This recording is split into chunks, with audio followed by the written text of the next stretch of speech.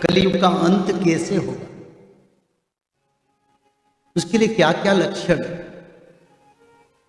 मानव सभ्यता में मानव लोग अपना जीवन शैली में हृदयंगम और अनुभव करेंगे। ये शास्त्र में लिखा है, धर्मम संकुचितम, 13 लक्षण 13 संख्या सत्ययुग के लिए बड़ा महत्वपूर्ण है। जो लोग 13 तारीख को जन्म होते हैं और भारत में 13 पॉलिटिकल पार्टी का सरकार हो चुका है, जो भविष्य मालिका में लिखा था जब कलयुग अंत होगा तब 13 दल का सरकार होगा और कलयुग के अंत से पहले एक ब्राह्मण भी भारत में शासन करेंगे। वो ब्रह्मचारी ब्राह्मण शासन करेंगे, इसके बारे में भी रचना था। और उनके समय में बीजेपी पार्टी जो है उसका अभ्युदय होगा, इसके बारे में भी रचना था। और ये भी भविष्य पुराण में लिखा है। भारत की अंतिम प्रधानमंत्री योग साधन करने वाले एक प्रधानमंत्री रहेंगे और उनका बाद कलयुग का अंत और कुछ दिन त्रिजटा के वंश लोग शासन भी करेंगे। ये भविष्य मालिका में रचना है। तो इसलिए जो नित्य पंचसखा भविष्य मालिका का रचना की है, हर युग में पंचसखा आते हैं। ये पंचसखा क्या है, इसके बारे में हमको जानना चाहिए।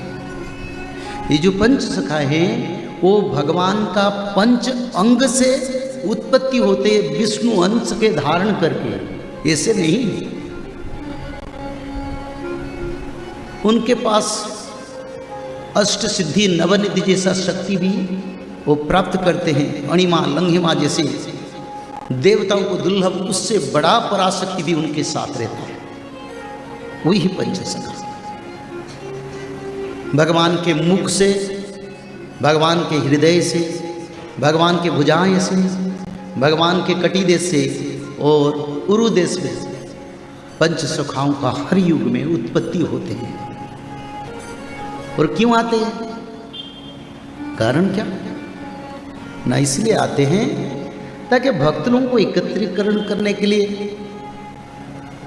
भक्त लोगों को दिशा दिखाने के लिए, भक्त लोगों को भगवान के प्रति दृढ़ विश्वास प्रकट करने के लिए और भगवान को समझाने के लिए, ताकि ये प्रभु हमारा प्रभु है।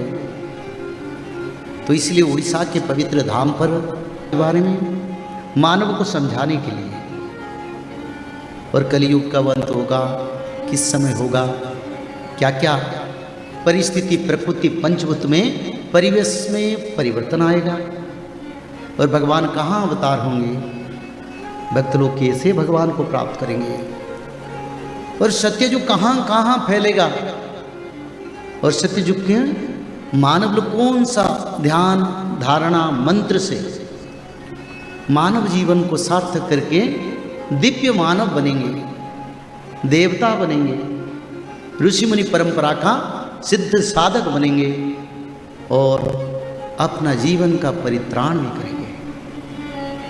इसी लक्ष्यों को लेकर नित्य पंचसखाओं ने भविष्य पुराण का रचना किया और सारे पंचसखाओं ने ही बताए।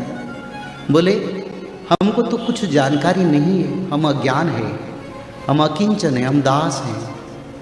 पर एक बात है, भगवान निराकार विष्णु सनातन जगन्नाथ के निर्देश पर हम रचना कर रहे हैं।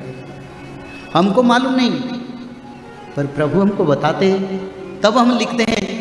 और ये जो हम लिख रहे हैं, ये वाणी एक एक ध्रुव सत्य होके ब्रह्मांड में भक्तों को उद्धार करेगा। बोलिए श्री जगन्नाथ स्वामी की जय।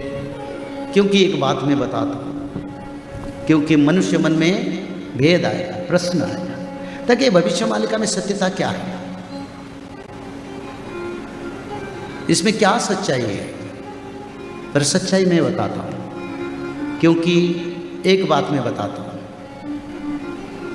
भविष्य मालिका पुराण में पंच सखाओं ने रचना किए थे, जब जगन्नाथ महाप्रभु क्षेत्र छोड़ेंगे तब जगन्नाथ मंदिर के रत्न चांदुआ पर आग लग जाएगा। जब शंकर भगवान अपना क्षेत्र छोड़ेंगे तब उनकी क्षेत्र में आग लगेगा। इसका प्रमाण हुआ कि नहीं? बताओ, हुआ ना? नहीं, क्या हुआ बताओ?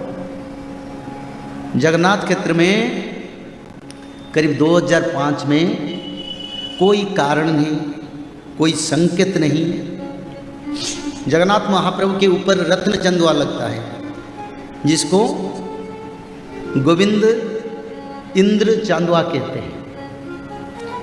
और भगवान जितने स्थान पर रहते वहीं से करीब 20 फीट ऊपर वो चांदुआ लगता है, कपड़े का सामियाना लगता है।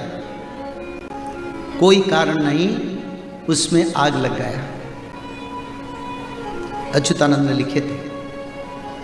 और पिछले साल उज्जैन क्षेत्र में महाकालेश्वर में आग लग के सेवायत लोगों का कैसा क्या समस्या हुआ आप लोगों ने देखे, जाने, सुने हैं। कुछ सेवायतों को भी मृत्यु होना पड़ा। जय श्री माधव। जल प्रलय, महामारी और भूकंप, अग्नि प्रलय, वर्ल्ड वार 3 और महाविनाश, ये तो एक दिन होना ही है। लेकिन इस सब से आप बच कैसे सकते हैं? सबसे पहले नॉनवेज खाना छोड़ दीजिए, अंडा भी नहीं खाना है, और किसी भी तरह का नशा मत करिए, और गलत काम मत कीजिए, और सत्य, प्रेम, दया, क्षमा और शांति का आचरण कीजिए। और 3 चीज कीजिए, उसमें से सबसे पहला है त्रिकाल संध्या यानी त्रिसंध्या। उसको दिन में 3 बार करते हैं। जैसे सुबह में करते हैं ब्रह्म मुहूर्त में, सुबह 4 बजे से लेकर के 6 बजे के बीच में आप कभी भी कर सकते हैं। लेकिन आपको समय नहीं मिला तो समय आप आगे पीछे कर सकते हैं, आधा घंटा 1 घंटा पीछे कर सकते हैं। दोपहर में 11:30 बजे से लेकर के दिन का 1 बजे तक कर सकते हैं, उसके बीच में शाम को 5 बजे से लेकर के 6:30 बजे तक कर सकते हैं। दिन भर में 1 बार नहा के त्रिकाल संध्या जरूर करें। बाकी समय आप हाथ पैर मुंह धोकर भी कर सकते हैं, और 3 बार आप श्री गंगे बोल करके स्टार्ट कर सकते हैं। जो दूसरा उपाय है वो है श्रीमद् भागवत महापुराण पठन। दिन में 1 अध्याय जरूर पढ़ें, दिन भर में 1 अध्याय जरूर पढ़ें। वो भी ना हो सके तो 1 पन्ना तो जरूर पढ़ें। अगर उतना भी समय नहीं है तो 1 श्लोक जरूर पढ़ें। तीसरा उपाय, माधव नाम का जप करें, निरंतर करें, कोई भी काम करते हुए करें, हमेशा माधव नाम का जप करें। त्रिसंध्या का पीडीएफ, श्रीमद् भागवत महापुराण का पीडीएफ और भविष्य मल्लिका का फ्री ई बुक भविष्य मल्लिका पुराण, ये सब आपको डिस्क्रिप्शन बॉक्स में मिल जाएगा। भविष्य मल्लिका के बारे में अधिक जानकारी के लिए आप भविष्य मल्लिका के वेबसाइट पर संपर्क कर सकते हैं, bhavishyamalika.com। और अधिक जानकारी के लिए भी कल्कि अवतार ऑफिशियल चैनल को देख सकते हैं, जहां पर मल्लिका के बारे में खुलकर बातें रखी गई है, जहां पर आप लगभग 1000 जितना वीडियो आपको देखने को मिल जाएगा। और भी आपको अधिक जानकारी जानना है त्रिसंध्या के बारे में और कोई आपको सवाल है तो नीचे दिए गए नंबरों पर आप संपर्क कर सकते हैं।